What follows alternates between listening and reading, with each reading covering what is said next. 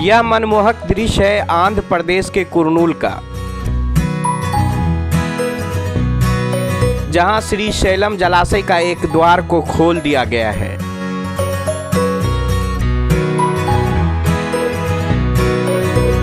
जिसका पानी 10 फीट के उछाल के साथ नागार्जुन सागर में गिरता है। ऐसा मनमोहक दृश्य बहुत ही कम देखने को मिलता है।